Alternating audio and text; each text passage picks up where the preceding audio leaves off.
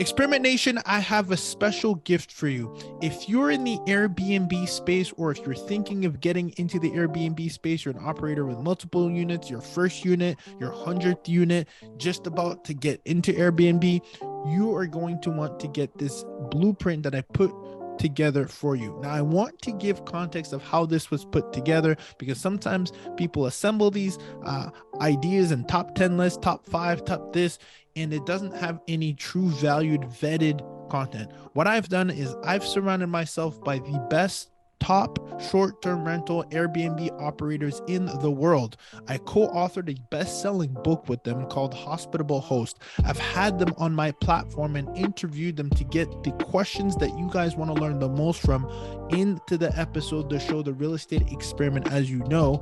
And I've also paid tens and thousands of dollars to be sitting in the room to get these notable insights that we implement ourselves as short-term rental operators. I'm a short-term rental specialist. I'm licensed to do it in the respective markets. You know, we build ours in Georgia. We have a management company ourselves. We're Airbnb superhosts. So we not only talk the talk, but we walk the walk, but we still consistently surround ourselves with the best in the space to get us further ahead.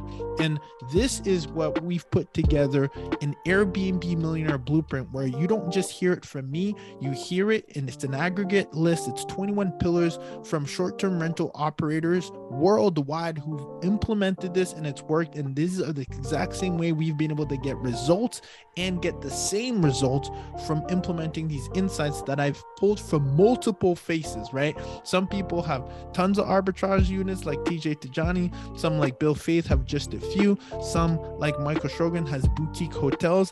They've scaled, and whether you have 1 unit, 10 units, or 100th unit, or about to get into your first unit, you're going to want to have this blueprint that you can utilize universally wherever you are in the world. Want to get this. I put together, we took a lot of time to put this together this year after all that we've been implementing in our lab, for you to have a guide that you can leverage, right? That you can use and implement. We've also given and tagged everybody that we've featured in and giving them credit, so you know where the source is coming from, and you can check out their Instagram.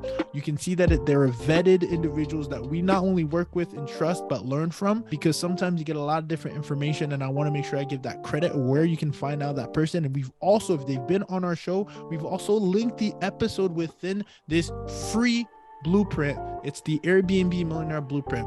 Want to make sure you go to experimentrealestate.com. Once you get there, you'll see the pop-up that says I have something for you. Just scroll down, enter your name, enter your email, and we'll get it right sent to you. Don't want to sleep on this. We've been putting this together for quite some time, and I know that it will serve you regardless of where you are in your journey, to have an Airbnb Millionaire Blueprint that has been collectively vetted and has been sourced from operators who are operating at a high scale. Experiment Nation, you are welcome. Make sure to go to experimentrealestate.com and get your Airbnb Millionaire Blueprint, so that you can also scale to the level of experiments that these practitioners like ourselves have done just for you. Experiment Nation, we'll see you on the other side.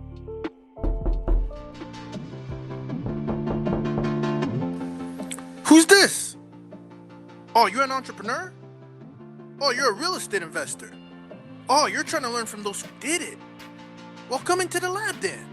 Put your white coat on, gloves on, notepad, and let's build, y'all. Real estate experiment. What is happening, y'all? Today, I have the pleasure of having someone I've been reading about for quite some time. Someone I got to see speak at the BiggerPockets conference, which, you know, my BiggerPockets Nation. Always good people, good vibes, good energy. But more importantly, what I love about this individual that's right in front of me, if you're listening, just keep your eyes, you keep your hands on the wheel. I'm going to reveal the secret here. But, you know, I've been promoting 30-day stay for a while because we've recently started to experiment in midterm rentals, which we can't stop geeking out about enough. And this individual by the name of Zeona McIntyre is a true practitioner when it comes to real estate, because you've not only walk the walk, you talk the talk and you're also able to help others do the same. And so that's why you're now the co-author of 30 Day Stay and also the co-host of the INVEST2FI podcast. And you've been an investor since 2012. You've been experimenting on a lot of different models. I saw you have like co-hosting there, like arbitrage, you buy and furnish, and like literally all of the above, which I love because, as you know, here in the lab, it's about experiment, fail, learn, and repeating. So with that said, I wanted to take the time to welcome you to the lab, Zeona. My goodness, I feel like we're super overdue. What's going on? Yay, thank you. That's like I feel hyped. I'm like, woo. Hi. Oh, I mean, we're swinging. It's funny because we already had a full podcast, y'all, offline. Just as you guys are just, you're about to, we're going to get right into the juice basically. But, we were just, I love, first of all, congratulations on the book. Cause this is dope. Thank you. You look like you're pretty far into it. I am. Oh, actually, yes. Yeah, always. And I honestly specifically went to your section as well. Just to highlight a few things. I do my homework and I always learn, right? Like we were just talking about this, right? We just had your buddy Jesse in here in the lab, and we just learned a lot of things as it relates to this place, this space. And what's really neat is, you talk real estate, and this is why I have the show. You talk real estate, and then you're like, okay, cool. There's real estate. It's like, what kind of real estate are you in? And then you're like, okay, cool. Well, there's like multifamily, there's in fix and flip, and then there's like short-term rentals. Okay, cool. Now, what kind of short-term rentals are you doing? And this is what we're talking about, like in other sub-tier. And we know, and I've learned, and you mentioned this in the book, that, niches, right? There's riches in the niches. And so I'm curious, like, how did you get here? I mean, I started reading it. I know of it, but like for people who are listening, it's like, how did you start experimenting with midterm rentals? If you want to just level set to give us a little bit of context. And I didn't even get a chance to mention that you are also a licensed agent here in Boulder, Colorado. And that's also another experiment to add to the pot. My goodness. Yeah. How did we get here? Yeah. So, I mean, the COVID thing is what stirred the medium-term rental, right? So I've been doing short-term rental since 2012. And like you said, I did arbitrage, then I bought properties, then I went out of state. So I did a lot of little different types of investing within that one structure of short-term rental. And so in short-term rental, you would occasionally get, over month stay, those happen, but I never really thought of it as something to go after specifically. And it wasn't until COVID that there was this period in early March where, it seemed like we were humming, getting ready for a great summer again. And then COVID hit and all the bookings went away, right? They just like evaporated within 2 days. And of course, we know now that short-term rental came back with a vengeance and it was awesome.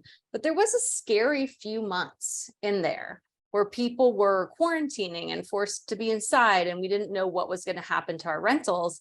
And so I think a lot of people shut their places down in that period. And I am not one to do that. I'm one to say, okay, how can I, right? Where am I going to turn this to?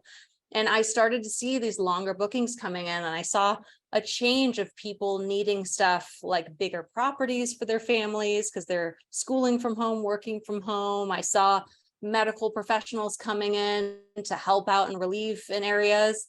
And so I just said, how can I pivot to find these people? And I'm still figuring it out. Yeah, we were just talking about that. So, what's interesting, right? I mean, to me, that's what an entrepreneur does, right? I mean, it's serving the marketplace. Like, it's funny because you talked about this too, right? You're now financially free, which is dope. Congrats to that. That's no small feat. I want to give you your kudos and your flowers. But then it's like, okay, great. There's two things, and I'm curious to hear what what your thoughts are on this. There's like the solving a problem, and then there's like finding a passion. Which one, like, where do you stand on that? I'm curious because it sounds like you do have that bug of like, okay, opportunity, problem solving, but then it sounds like you also might be at a place now where it's kind of like, well, what fulfills me? So like, what do you think comes first, and maybe at what stage, and where do you stand on those two? That's so interesting. I think that I had gotten burnt out on short-term rentals, to be honest. So it was kind of a blessing in disguise. So during that COVID phase of just feeling like, okay, I don't know if this business I built over the last 8 years is going to just go away now. And at that point I was thinking, well, I am kind of over short-term rentals. I just had lost the spark. I had managed 60 rentals in 5 countries. And so I was co-hosting everywhere and I just got burnt. And so it's interesting how it kind of came back, and now I'm all fired up with a lot more passion renewed for this medium-term space, which is not that different, honestly. Yeah. But I needed something new. I needed something to figure out, to tinker with. And this is giving me that. It's breathing new life. What do you think burned you out, Zeona? Like, what was it? I think being a manager in this space is difficult, and at least in the short-term space, just with the rapid turnover, it can be a lot. And you're so dependent on certain cogs in the wheel, like your cleaner. And so if you just can't, if you're in a market where you can't get a good cleaner, that can just really wear you out. And I think the other thing is that I got to a place where I had like someone running most of the operations. And so it would only be that when something really terrible was happening, that I would hear about it. So that would mean that like I only have the worst of it. And that's not a great way to do it either, right? That's so interesting. That's so funny because I geek out and I surround myself with, like, Experiment Nation knows, like, entrepreneurs, and some of them are, sold businesses, etc. And it's like, you're almost like, I'm no longer in the action, which is why I signed up in the first place. But then at the same time, I could flip that on its head and it's like, well, isn't that the freedom you were looking for? I mean, I guess maybe you would have to hire someone to just deal with the headaches, but then that's like, okay, now you're truly not doing anything. But how do you learn from that? And because I would assume that could very well be the same case for MTR. So like, what are the lessons learned that you would share for someone who's listening, that you would say, you know what, I would do this differently? Or maybe it is what it is. Just curious what your thoughts on that. Yeah, so I think I just scaled back. So I stopped managing for other people and I'm just taking care of my own portfolio, which is much more manageable. So that was step 1. And then step 2 is just moving to longer stays, where in a longer stay, I may not hear from that guest for 3 months, 6 months. Maybe we get one question at the beginning. But we have some great automations in place. Like, at least our messaging is mostly automated. Yeah. So there's just not many problems. Maybe I need to knock on wood, but like I am not having a lot of problems come up with our properties, and it just feels really fun. Yeah. Yeah. I can relate on that. And I think we were talking about that at a small scale because we recently got our first MTR and I was like, okay, like this is like more cash and less turnover. But I'm curious. It's like, okay, great. So is the goal then to be, let me take a step back actually, is the co-hosting what got you to financial freedom? Was that what it was? Or was that a combination of other things that you had going on in your world? No, so the beauty with furnished rentals, right, is that we can cash flow so much that if you've got 1 or 2 properties, it depends, but you could live off of just that, right? So I had met people that had 1 property and they geo arbitrage, they just go live somewhere cheap. And so that's it. That's enough. They can be financially independent from 1. And so for me, I had 2. It was that I owned 1 and I was arbitraging 1, and that made me enough money. That was it. And so from there, I said, well, I'll keep growing. And the co-hosting really just fell in my lap because people started hearing that I knew how to do this thing, this short-term rental thing. It was still very early days. We're talking about 2015 that I was co-hosting for other people. So yeah, I think that's kind of where it went. Did you, I'm curious about this too. Did you have what, and it's okay if you didn't, because sometimes I want to debunk these common beliefs, but did you have like, okay, I want to get to like X amount of properties, or was there a certain number that you had? I want to be just clear up for context as to like, how you were thinking about this, or in your journey along the way, or were you kind of like, let me just, get a taste of this industry to see if I like it? Like, what was it that kind of got you onto the path that you're on right now? Yeah, so I think first was just financial independence. I at first wanted to do what Mr. Money Mustache did. So he's a blogger in the personal finance space, and he retired by 30. And so I was like, oh, I'm 26. Could I retire by 30? That seems really far-fetched. And the way he had done it was with index funds. And so he had accumulated 600,000 in index funds. And to me at the time, being in student loan debt, that was like $1 million. And it seemed so far away. Yeah. But what I learned as I was just holding that goal, not knowing how I was going to get there, was that with these two properties, first it was arbitrage, but then I bought one and I arbitraged the other. Those two gave me the cash flow that equaled what his dividends were, right? So he was getting out of that 600,000 in his lump sum, he's getting 2,500 a month. And so I was like, oh, I didn't even think about cash flow. I didn't even know that was a thing. And so once I got to that place and it was going, oh, okay, now I'm making more almost automatically than I'm spending. There you go.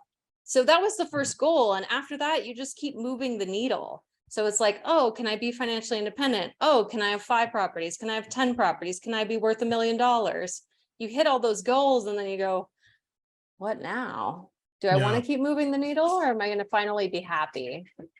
Yeah.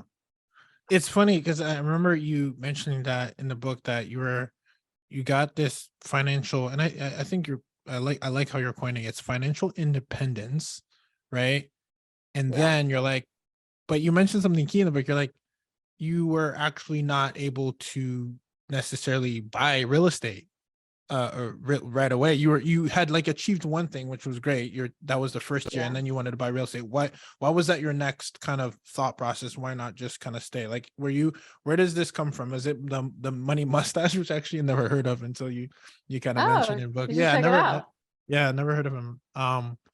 What was the ladder that you were kind of trying to build in your head? Like, I'm gonna be financially free first, and then I'm gonna like invest in real estate because, like, what's your why? Yeah. Well, the first step was, it was really accidental that I got into Airbnb. And so the whole arbitrage thing was just testing it out. It was like, I didn't own a property, but I had a spare room. So let me just test this idea out. And then it kept working. And then I knew I needed to grow. So arbitrage just was out of necessity. But the thing that I didn't like about arbitrage, maybe it's because I'm a control freak, is that I knew that somebody could say, hey, I don't like what you're doing. Hey, we're going to sell our property. We want you to move. We don't want to renew your lease. It doesn't matter. But I didn't have control. And so I knew that I had to buy something to gain that control.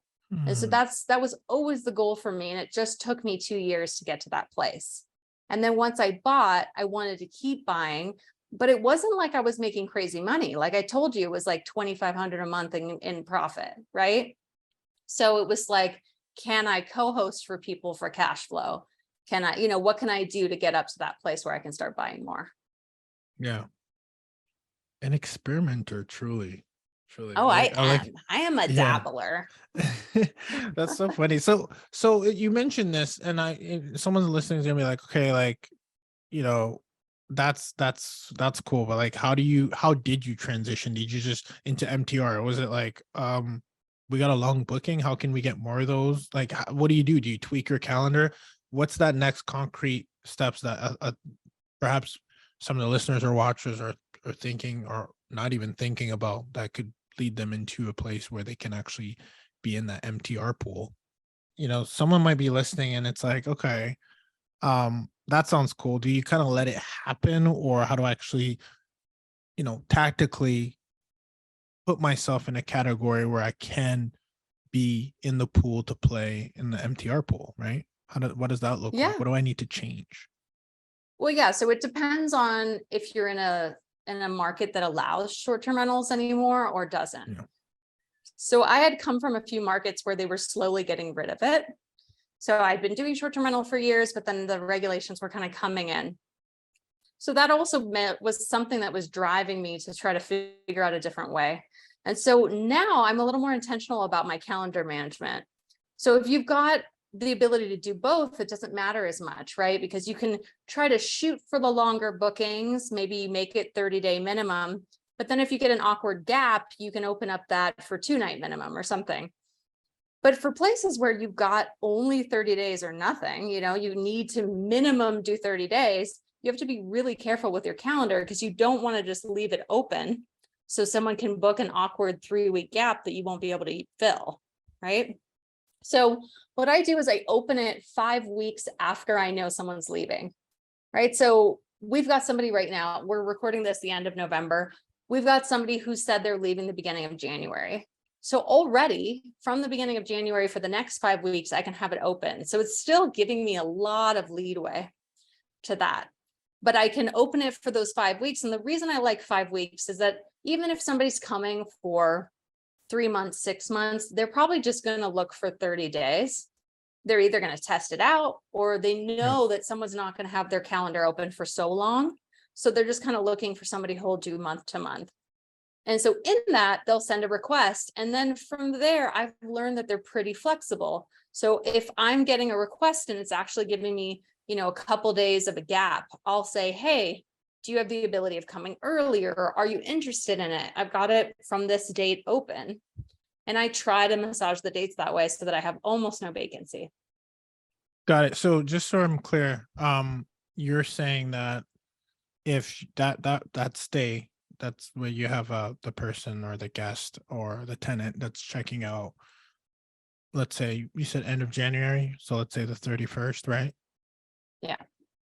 You're saying you would have your calendar open when? 5 weeks after 5 the weeks 31st? after. Okay. Yeah, because what Okay. I'm wanting is to have a little flexibility, but I want them to request at least a month. And so, I have a little bit of a week wiggle room in there. So that's Mhm. what the 5 weeks is, just in case they're saying, oh, actually, I want to come on the 3rd, but you're open the 31st.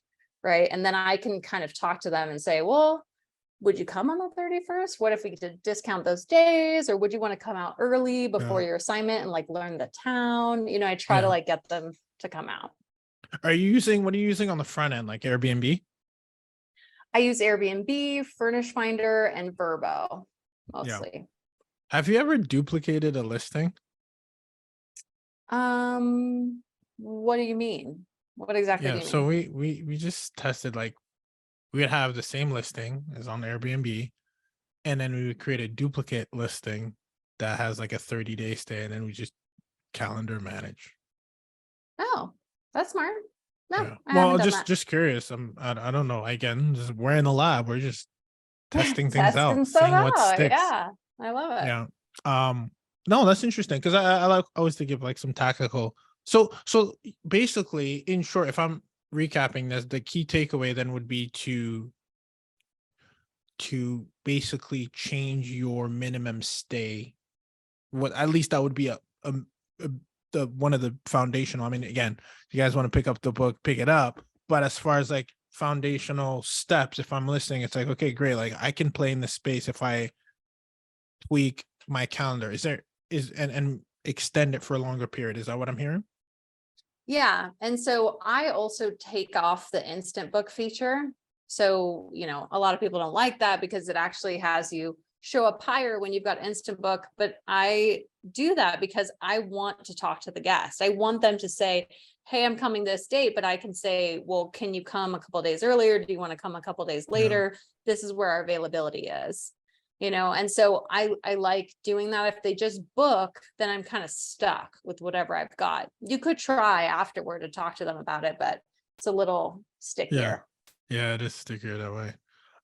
That's interesting. What else do you think is one thing that is a big misconception that people are like, okay, like, this is not for me, but really they're just maybe a click or two away, or maybe not. Just what do you think? What comes out to you first? I mean, you're doing this day to day.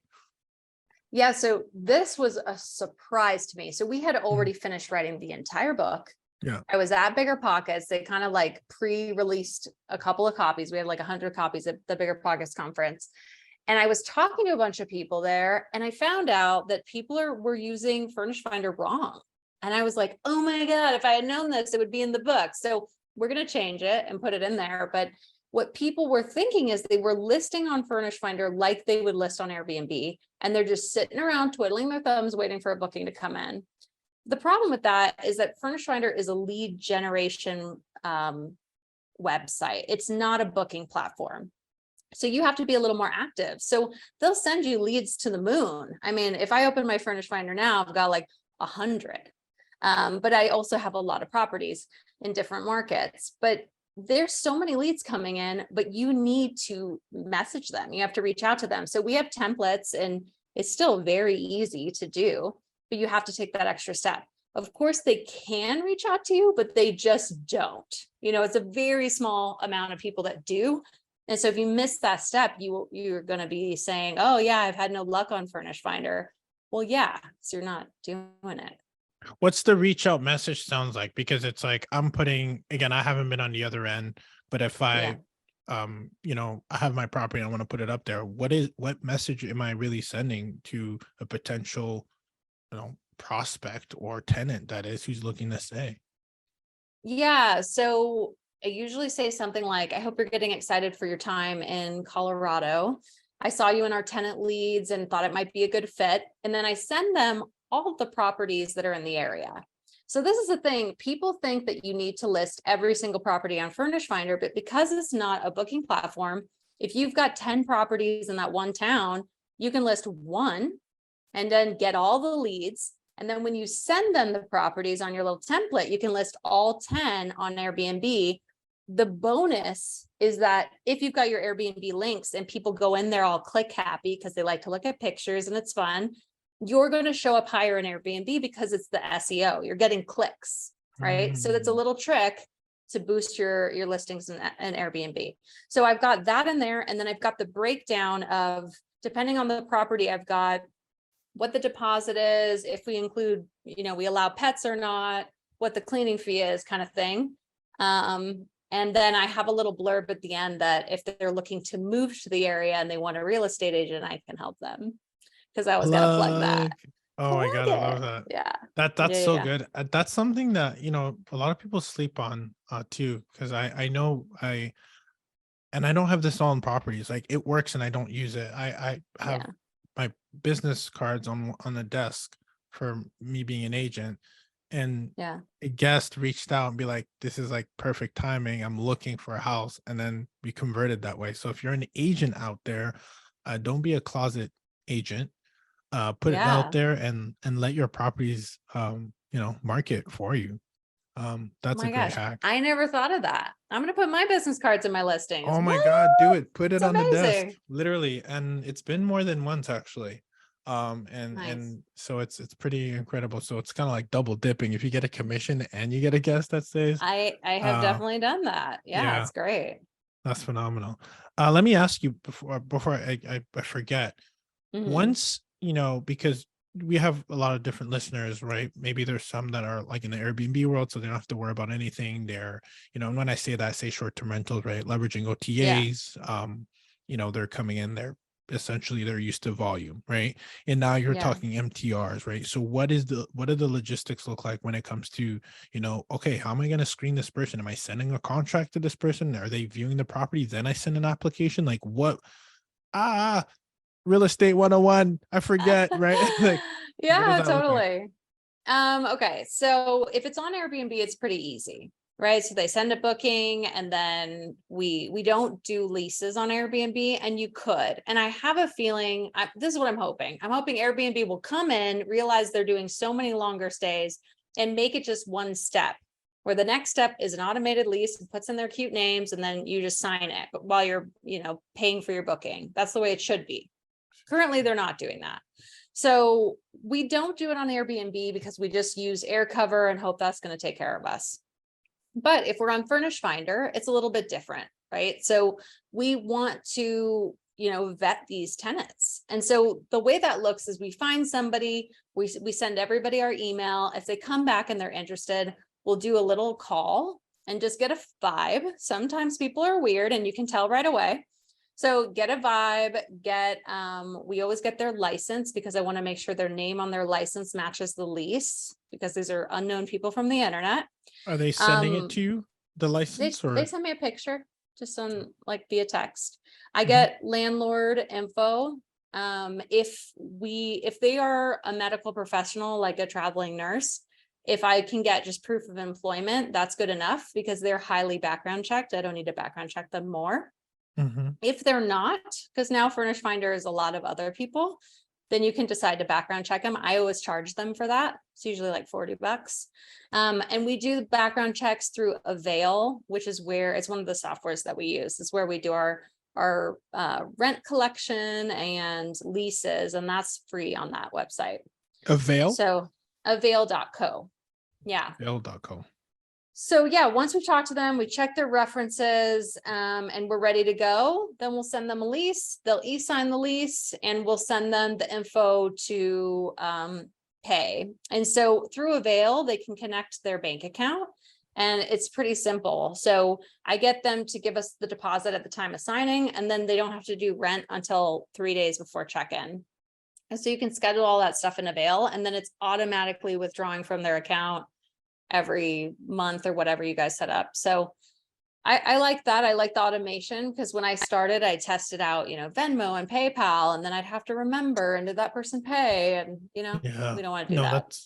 that's cool. So it's pretty much like an ACH, like auto draft, or Yeah, like I think they still have to approve it on their end, but it allows them to also pay by credit card, which I think is sketchy, but maybe somebody's wanting to like get points or miles or whatever, those digital nomads. So yeah.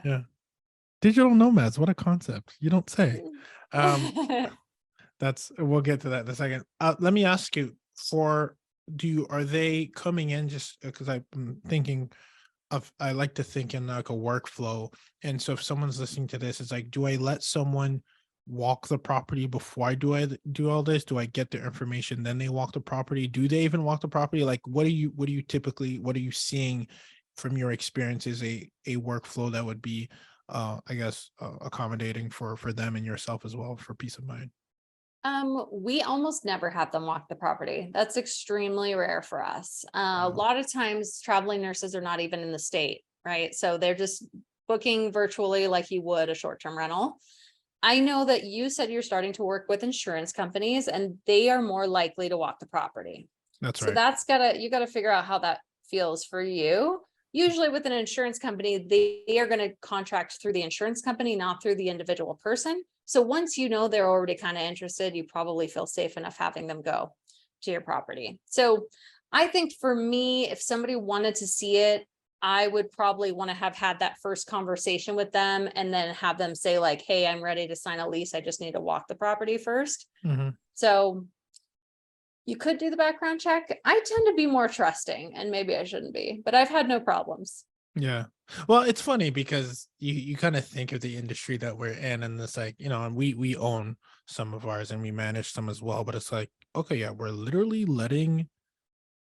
trusting the process. Like, people are coming from all over the world. I mean, that's the concept. Yeah. If you think about it, it's just what a time to be alive. Like, call an Uber and it's like, yep, this random person is going to take me home. Like, regardless of the time, like, that's what it is. Yeah. Like, these, In the like, if middle you of don't the really night. like, Yeah. but actually, like, we just take that for Yeah. granted. So I was like, and honestly, that's like the good in humanity, because you're thinking about it, and we've had our horror stories. I think everybody's had, that's going to be my question. Actually, speaking of, I think everyone's had a Yeah. horror story, but for the most part, like, people mean well, right? Now, that doesn't mean Yeah. don't do your due diligence, don't have insurance, don't have the measures in place to, not a matter of if, it's a matter of when. But for the most part, when you think Yeah. of this industry, it's like, yeah, you know what? Like, most people mean well. And if you do your screening and due diligence, that should reflect as well on who you bring into your door. So that's good. I think Yeah. that helps, tactically. What are some things that, speaking of the industry that we're in, the world that we're in now, what are some things that used to be like, or if, I don't know if that's your personality, like kind of cringe and be like, oh my gosh, I can't believe this, that is now that you no longer believe is true? Anything I that stands guess out? I lean Mhm. towards being more trusting. Mhm. So I think that the whole concept of Airbnb at the beginning, the short-term rental, having someone live in your house, was so creepy to so many people. But I came from a place of doing couch surfing. I don't know if you heard about that. Yeah. That was a Yeah. website before, and it was totally free, and it was like It's travelers crazy. helping travelers. That's crazy. And so, but no, it's amazing. You've If done you it? haven't done it, oh, I did it a ton. Yeah, So all through I've done it Europe, and at room. it's Like, I great. used to stay in an Airbnb. Like, I remember one of my first Airbnbs was, well, actually it wasn't second. It was, the hosts were super nice. So you could have access to the kitchen, and we actually had dinner with them. Or it was just Mm-hmm. myself. I was traveling by myself. So that was fun. But then couch surfing, I mean, I guess it's the same concept. Is it literally on the couch, or is it just like a room or a secluded area? Sometimes. Yeah. Yeah, it's usually I think it's like a pull-out couch. People sometimes sleep on the floor. If you have an extra room, that's like extra awesome. But Yeah. couch surfing just kind of died off. I think, I mean, it's still around technically, but it was really highly used in like 2006 to probably, I don't know, 2010, something like that. That was its heyday. And then Airbnb sort of took over. And so it's just not used as much. That's crazy. That's cool though. Yeah. Speaking of, when you look to manage, invest, what is your unit mix as it relates to the area that you're trying to serve? Like, is there, and again, I'm asking a licensed realtor as well. So if I'm thinking, okay, like I want to get into the space, like, Zeona, Ruben, I got you guys. I'm drinking the Kool-Aid. I'm all in. All right. What do I look at? What do I stay away from? And again, I know that this depends on a lot of where you're at, but it's a loaded question, but what do you think is doing well with respect to maybe tiers and levels, right? Maybe we'll think beginner, middle, luxury. Let's just give it to the people. Let's give it to the people. We're not holding anything back. The annoying part about MTR is I literally think it can work in any asset. So it's like, oh, so annoying to say that, right? I know. But it depends. That part. It depends. People love to hate on condos and anything with an HOA, but I'm in an expensive market, right? So Colorado, your entry point just for a basic condo is usually like $300K. So that's just like getting your feet wet. And so for a lot of people, they can't do the multifamily because you're looking at more like $1 million just to start. Yeah. And so condos are actually great. There's a lot of benefits to it. I like it, especially out here, we got snow. And so you don't have to deal with snow removal, lawn care, lots of different maintenance things. Like people hate on the HOA, but they're out there getting all these quotes for you and you don't have to do it. I mean, it's actually very nice. So I like that. And it also means that a lot of times the utilities are a lot cheaper because most of it's in your HOA fee. So I own a condo in Denver and our utilities are like $100 a month. And it's just really nice when you have to now cover that. It's actually not a big lift. Now, if you've got a single family home in the area, after snow removal and lawn care, you're probably paying $500 or more a month in all of the different things that you're covering. So to have just one unit, that's a lot of things to maintain and it's a big expense. So I would say if you can start with either multifamily, like small 2 to 4 units, or a condo, depending on where you live, like if you can house hack a multifamily, amazing. That would be probably ideal. If you're in an expensive market, start with a condo. Eventually get into the single family homes if you want. I know that Jesse is bullish on single family homes. I know you've got some single family homes. I find that if I'm going to pay for the building, I'd rather it have multiple units. 100%. That's my plan. Here's a little hack that I'll share with you on the air because we're on this topic, which I don't talk about enough. I had a shout out to Brian Hatcher. That's my buddy from Atlanta that we kind of co-helped each other get into this space where I represented him. He's a really good friend of mine. And I was the realtor. I'm like, hey, man, I got you on the MLS search for searching for things. And then he's sending me things because this guy is like a ninja when it comes to just being so resourceful. And I'm like, how are you sending me things? Like, this didn't come up on my search. He's like, oh, yeah, like I filter and I use he was like filtering through like realtor.com or something. And he was using like in-law suite, second, two entrances or kitchenette, like keywords as such. And he helped us. So every property that we buy is actually like a two, like we get it financed as a single family, but it really is it's a duplex really, because here's actually our hack. And I'm sharing this because I love to geek out on this stuff. It's like, the middle door is open for one listing, you get the entire plus the guest suite. And if that middle door is closed, and then you get the top listing, and then we'll upsell you just like a hotel would on the bigger listing if you want. So the cleaners know based on what they're cleaning if they're leaving the middle door open or not, because it's either a 5-bedroom or it's a 4 or it's a 4 versus a 3. And so that's like a hack of, I love what you're saying because it's all about, and you talk about this in your numerous chapters. It's like, how do I leverage, right, the from a lending perspective, and then house hack to the best of my ability, whether it's kind of Yeah. going to be one living on one side and having the other ones pay for it and allow you to cash flow. I'm a completely 100% with you on that. And I think that's what it's all about, and that's what we're optimizing for, is actually getting more doors under one roof. Absolutely. Yeah, we call that the unofficial duplex out here. Yeah. And we have a lot of those actually, because we've got basements. Yeah. Not all places have basements, but you can have these like almost an up-down duplex, and bonus points if you actually have two kitchens, because some places they're older and they built that out for you. But even if not, a lot of times these medium-term rental tenants can do with a kitchenette. You don't necessarily need to build out the whole kitchen, and so it can still work that way, which is great. Have you ever built that into? I know you tend to be, and correct me if I'm wrong, that you I don't know. You've done a burr, right? Or you've done multiple burrs, or you have not? Or is that Sarah? That's Sarah. Yeah, okay. Sarah's done a burr. Yeah. Sarah's done a burr. Yeah. So I haven't done either. It's something, again, I'm probably gonna explore at some point. I love how you talk about that being like starting from where you're at, and then and you don't have to try everything. But I'd be curious, have you ever kind of added a kitchenette or anything like that, or is that something that you typically just kind of look for when you're buying? Adding a kitchenette's easy. So that's more like furnishing, right? Because you can get either like a cute table or like an island, like a mobile kind of island that could be a certain space. And then you basically need some kind of coffee maker, a microwave. Sometimes people do a toaster oven. If you want to get really fancy, you can have like a hot plate. So you've got a burner too. But I've seen people live months with just a microwave, which is wild. So we try to give them a little more than that, but you know. Oh yeah, I wasn't sure if simple. That's wow. I wasn't sure if you have to have like a mini stovetop or something. So you're saying like microwave, fridge, kitchen sink. Yeah, and I mean some places. So I've seen people even make a second unit out of a master suite, right? So sometimes the way that a house is set up, the master is a little bit separate, or it's got like even just a sliding door that goes out to the yard. And if you can have them come in through the back and that can be their entrance, then it can just be separated where it's got its own bathroom, it's got its own room. And then maybe even if it has like a walk-in closet, that can become a little kitchenette.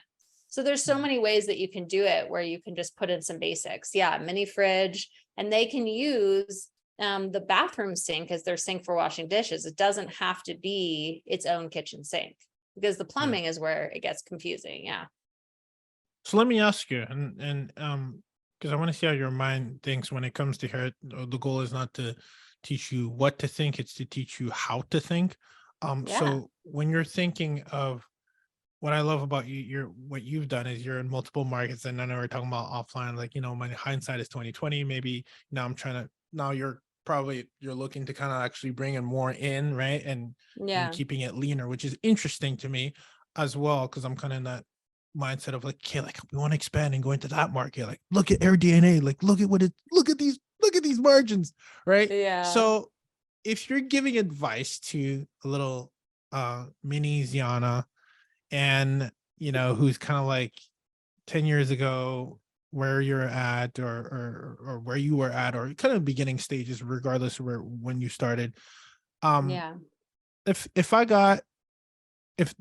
the Zeona of today of then has, let's say it's 300K, and I know it's very similar to like, or $350,000 fourplex, do you still go for that fourplex, or do you think of, I should get a large single family home and then possibly be able to cash flow way more, because it's that one would be in like class A, and like your duplex in like class B or C neighborhood, and it's a lower price point. So in other words, long-winded question, but when I'm asking, do I go for higher scale, less unit property that can maximize, or again, what you think might be able to maximize more, or actually do you think about building that portfolio and doing, less, but I get more doors? Like, what's your mindset and why, right? So we can understand what you're thinking when you answer the question.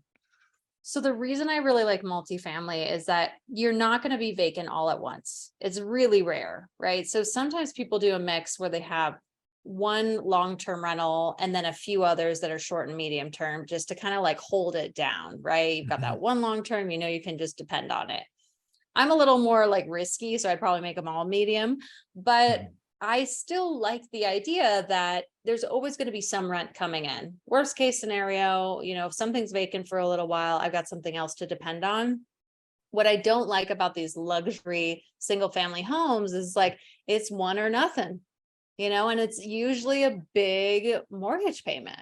And I get that the potential to be one of the nicest properties and stand out and all that stuff is there. But I think that's maybe more of it's a later game move. And it might also be that not your whole portfolio looks like that. And you just have a couple of those, but you mix in some others that are multifamily or condos or just smaller and less risky. I still like to diversify. You can diversify in the same market, Yeah, no, well, you kind of answered the question I was going to ask next, because you just said you can diversify in the same market. My question to you is, well, what if that money goes way further out of state, which very well, you have that experience. What's your take on that? I mean, right now you're looking at yourself and you're like, well, now I kind of want to reel it in and kind of be in one market, but is that hindsight 2020, or do you think, no, like, go where your money is going to work, though, go where you can buy a duplex for 100K and then come back to your market? Like, what's your take on that? Again, everyone's situation is different, but I'm thinking, how does Zeona think of marketplace, portfolio building, wealth building, financial freedom? I'm just curious, what are you thinking? Yeah. So if I was to do it again, I would probably house hack. So I'd move every year. And even my very first purchase was just a 1-bedroom condo. That's all I could afford.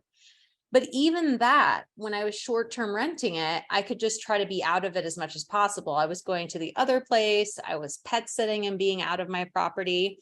So I could have that same concept where I'm house hacking even in a single unit because I'm trying to be out of it. Yeah. And what I had done is I stayed in that unit for 4 years. I still own it. It's great. But I didn't think that, at the time I didn't know about 3% down. At the time I didn't know about house hacking. So I could have kept moving every year and getting another place. I didn't do that. What I did was I went out of state. And even though that other market was really affordable, I went to St. Louis. It came with a lot of drawbacks too, because it is a cheaper market. People don't pay as much in rent. I still did incredibly well, but I had a harder time with some of my cleaners and things and I don't really have that issue here in Colorado. So there was just kind of some differences that in hindsight, I still think I could have done incredibly well, especially with the appreciation that Colorado commands, even though it's an expensive market. So I would have done it a little bit differently. Love that. Well, listen, I know you got to get some deals cracking. You got some, you're taking care of other people, which I can really appreciate. That's why you poured your heart and soul into this, which you can tell. And, you might be cooking on a little something too. I think a little bird told me, but who knows? We'll see. We'll just be on the lookout for it. But listen, like, what is it, for us who, we gonna read the book, we're reading it already, listen to the podcast, what's next for you? Because I always like to have people here in the lab and say, you know what, Zeona said she would do that, and she did. I remember it was November 2022. I love it. You heard it here first, so let's put it out there into the universe. Once you say, you can't go back, girl. So shoot. Well, what are we gonna cooking? Yeah, I love that. What you were saying is like, what happened when you retired and then what did you do next? Right. So it's like, when you get to financial independence, it's so easy to be like, okay, I'm done. Now what? And I just kept pushing out these goals. But one of the things that felt really like near and dear to me was to write a book. Like I always just thought, could I even do that? And I have a couple of books that I've tried to write and I couldn't before this, and it worked out finally. And now I think I will keep writing. But that was just like one of those life bucket list things. That's amazing. And so now the next fun thing that I don't know, I'm gonna call into the world is that I would love to have a TV show. I think it'd just be fun. Let's go. She just said it. It's happening. Done deal. I have no doubt that you're gonna crush it in that. And now it's kind of reticular activating system. It's out there. Like, Yeah, I'm gonna be out looking there. out. So okay, cool. So Yeah. we'll see you next time you come into the lab. We'll say, as Yeah, seen on blank, the world is yours. We'll let totally. you conquer the rest of your journeys. But no, thank you so much for coming into the lab with us. It's been a blast. I'm looking Yeah. forward to keeping my tabs on you. And as we crack into this kind of insurance space as well, we'll share gems hopefully with each other and in our community as well. I But love it. the world is yours. Is there, where I know where I'm following you pretty much everywhere, keeping Okay. tabs on you because that's what I do. I want to learn from my peers and be inspired. But where can the people engage with you if they want to, and they should? Where do you engage the most? Yeah, so I engage the most on Instagram. So Mhm. just my name, Zeona McIntyre, is my handle there. Okay. But of course, I'm on YouTube and TikTok and all the places, Facebook. But also go check out our podcast, INVEST2FI. I think that's a great opportunity for people to learn about house hacking and just figuring out financial independence through real estate investing. Yeah, I love it. I love it. And we'll Yeah. definitely make sure we include that in the show notes. Like I said, if you're driving, keep your hands on the wheel. And if you got a chance to watch this, you see it there. Make sure you get the book, 30 Day Stay. I'm currently Thank reading it you. right now. I'm a practitioner. I walk the walk as well. And this is great. It was great to talk as well and share with the community. So just like Thank you. that, Experiment Nation, we are out.